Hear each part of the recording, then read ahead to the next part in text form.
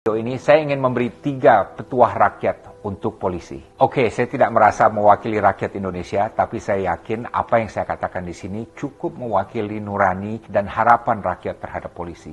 Petuah pertama, polisi perlu memahami posisi strategis mereka dalam perjalanan NKRI. Polisi yang sekarang adalah yang paling kuat dalam sejarah Indonesia modern. Jauh lebih kuat dari Polri di era-era sebelumnya. Jumlah anggota Polri juga lebih besar dari gabungan TNI Angkatan Darat, Angkatan Laut, dan Angkatan Udara.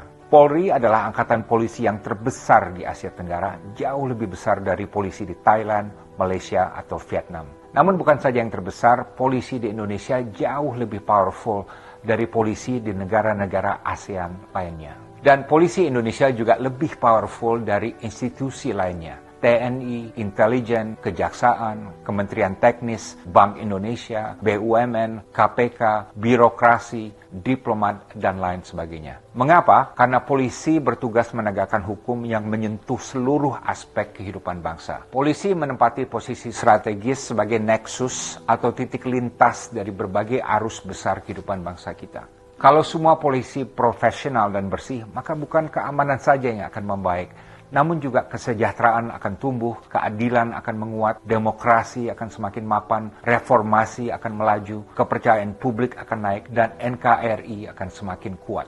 Sekali lagi, posisi polisi sebagai nexus dari semua dimensi ini melebihi lembaga lainnya. Saya katakan ini bukan untuk menyanjung polisi, justru untuk mengingatkan bahwa kekuasaan yang sangat besar di tangan mereka ini merupakan tanggung jawab dan beban yang luar biasa beratnya. Dan ini harus membuat polisi menjadi humble dalam mengemban tugas dan selalu introspeksi dan mawas diri. Banyak sekali pelajaran sejarah di mana institusi yang tidak bijak dalam mengembang kekuasaan akan jatuh tersandung. Ini pernah terjadi pada TNI, di mana setelah 30 tahun militer menguasai panggung politik melalui doktrin dwi fungsi, dalam krisis 1998, rakyat akhirnya berbalik menentang TNI yang dinilai telah melakukan berbagai ekses kekuasaan, dan akibatnya TNI kemudian keluar dari panggung politik dan alhamdulillah kembali kepada marwah asalnya, menjadi tentara profesional yang tunduk pada sipil dan mengambil posisi netral terhadap politik. Ini juga terjadi di Mesir dalam krisis politik tahun 2011 yang menumbangkan rezim Presiden Hosni Mubarak. Di mana pemicunya adalah kelakuan polisi yang sewenang-wenang, yang opresif, yang sangat korup, sehingga polisi menjadi sasaran amarah rakyat Mesir. Alhamdulillah, polisi Mesir sudah banyak berbenah diri sejak itu. Petuah kedua, polisi harus menjadi bagian dari solusi untuk meruntuhkan industri hitam hukum yang sangat kuat cengkramannya dalam negara kita. Yang saya maksud dengan industri hitam hukum di sini adalah suatu ekosistem di mana banyak penjahat yang berkolusi dengan oknum-oknum dalam berbagai institusi. Polisi, kejaksaan, peradilan, birokrasi, dan lain sebagainya. Bagaimana caranya melawan industri hitam hukum ini? Banyak cara. Hapuskan stigma yang ada di masyarakat bahwa kalau mau berurusan dengan polisi harus siapkan duit. Jangan ada polisi yang menjadikan hukum sebagai komoditi bisnis yang bisa dijual untuk memperkaya diri. Ingat tauladan pengabdian total yang dicontohkan oleh Kapolri Hugeng Iman Santoso. Begitu hukum bisa dibeli, pasti keadilan akan hancur. Karena yang menang adalah mereka yang bisa membayar paling tinggi. Polisi tidak bisa menerima sogokan atau pemberian apapun dari tersangka atau penjahat. Karena kalau ini terbongkar, oknum polisi dan penjahat pasti akan saling melindungi. Ingat, begitu polisi berkolusi dengan penjahat, maka otomatis polisi tersebut akan menjadi penjahat. Dan ini berarti dia bukan lagi polisi, tapi adalah penjahat yang berjubah polisi. Polisi juga harus mengikis habis praktek korupsi satu unit. Di mana walaupun pemimpin atau anggota dalam satu unit diganti-ganti, namun praktek korupsi dan jual beli hukum terus berlangsung karena merupakan hal yang sudah baku dalam unit tersebut sejak lama. Polisi juga harus mengusut semua kasus sampai tuntas. Jangan kalau ada 10 tersangka misalnya yang diproses hanya 8, sementara sisanya yang 2 dibebaskan oleh oknum yang bisa dibeli. Dalam menangani setiap perkara, tidak boleh ada polisi yang bermain di dua kaki, di mana oknum polisi meminta dan menerima uang dari korban dan juga dari tersangka secara bersamaan. Jangan pula ada polisi yang gemar memelihara kasus untuk jangka waktu yang lama, dengan tujuan oknum polisi tersebut dapat menerima pembayaran dari kedua belah pihak selama mungkin. Polisi juga harus netral dan imun dari politik. Polisi harus peka terhadap politik, tapi tidak boleh berpolitik.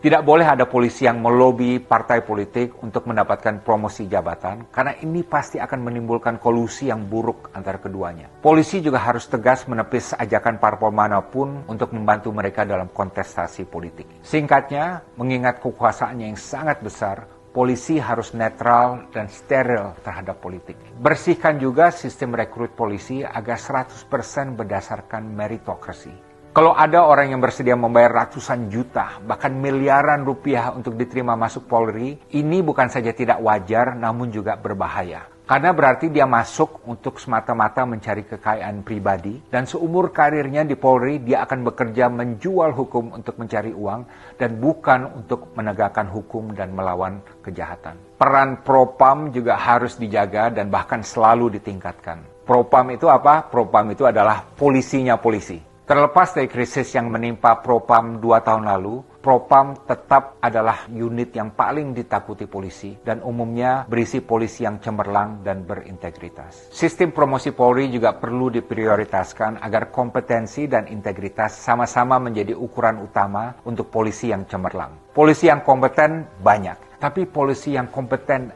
dan jujur belum sebanyak itu.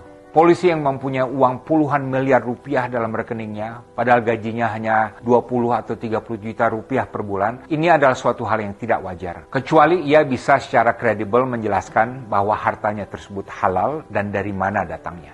Polisi juga harus menerapkan kearifan dalam menegakkan hukum. Polisi harus menjauhkan semua mindset yang otoriter. KUHP yang baru akan berlaku tahun 2026 misalnya, mengandung pasal-pasal yang bisa disalahgunakan sehingga bisa menciptakan situasi sosial yang toksik. Sebagai contoh, kasus yang dulu menimpa musisi Ariel mungkin sesuai dengan hukum yang berlaku, namun pemenjaraan Ariel tidak sesuai dengan rasa keadilan. Di sini kita semua perlu hati-hati untuk menghindari terjadinya kemunafikan sistemik, di mana ada banyak orang yang akan terjerat hukum untuk hal-hal yang sebenarnya ranah pribadi yang bukan urusan pemerintah, sementara penegak hukum yang menjerat mereka juga banyak yang melakukan hal yang persis sama dalam kehidupan pribadi mereka. Petuah ketiga di abad ke-21 dan menghadapi berbagai tantangan yang sangat berat ini, polisi perlu memperkuat sense of purpose-nya. Saya sangat apresiasi program presisi yang diluncurkan oleh Kapolri untuk membenahi Polri. Saya ada usulan tambahan. Sebagai rakyat dan sebagai pembayar pajak, saya menganjurkan agar polisi dapat ditanamkan etos kerja dan jati diri sebagai nation builder. Mengingat posisinya sebagai institusi yang paling strategis menentukan keamanan, keadilan, kesejahteraan, dan demokrasi Indonesia. Lebih spesifik lagi, di abad ke-21, polisi perlu memposisikan dirinya bukan saja sebagai penegak hukum, tapi juga sebagai pembela demokrasi dan pelindung reformasi. Ini berarti semua Kapolri juga harus mempunyai sikap sebagai negarawan. Polri juga perlu mempunyai tujuan strategis untuk menyongsong Indonesia Emas di tahun 2045. Yaitu untuk menjadi lembaga nasional yang paling dipercaya dan dicintai rakyat. Sekaligus polisi profesional yang paling bersih di Asia Tenggara. Di tahun 2045 nanti, NKRI harus bisa mewujudkan supremasi hukum secara total, di mana yang menjadi panglima adalah hukum, bukan politik atau ekonomi. Saya paham mungkin banyak orang yang skeptis apakah ini bisa tercapai, namun saya optimis. Lihat saja sektor perbankan kita, yang sebelum Krismon tahun 1997 amburadul, minim peraturan dan minim kredibilitas. Namun setelah dibenahi secara gigih, kini telah berubah menjadi sektor yang paling padat dengan kepatuhan, kepatutan, dan transparansi. Dan semuanya untuk menjaga kepercayaan publik terhadap bank-bank di Indonesia. Hal yang sama juga terjadi pada TNI yang sewaktu gejolak reformasi tahun 1998 sempat babak belur. Namun kemudian TNI berhasil berbenah diri sehingga kembali menjadi salah satu lembaga yang paling dihormati dan dipercaya di Indonesia. Saya yakin kalau dilaksanakan secara serius, sistematis, dan konsisten, Polri dapat mencapai semua hal ini dalam waktu satu generasi ke depan. Demikian 3 petuah rakyat untuk polisi. 1. Setiap polisi harus memahami posisi strategisnya dalam perjalanan NKRI dan harus melihatnya sebagai tanggung jawab yang berat. 2. Polisi harus menjadi bagian dari solusi untuk meruntuhkan industri hitam hukum yang masih merajalela di negara kita. Dan 3, polisi harus mempunyai etos untuk menjadi nation builder dan berambisi untuk menjadi lembaga yang paling bersih dan paling dipercaya oleh rakyat sewaktu Indonesia Emas 2045 nanti. Kalau Anda setuju, kirimkan pesan ini kepada polisi yang Anda kenal. Kalau Anda polisi dan setuju dengan pesan ini, maka kirimkan kepada rekan-rekan polisi untuk mereka baca dan dengar dan bahas. Dan kalau Anda sebagai polisi ketemu saya di jalan, berikan saya fist bump. Dan boleh juga traktir saya dendeng belado, makanan kesukaan saya. Saya Dino Patijalal, salam Indonesia Emas, salam diplomasi.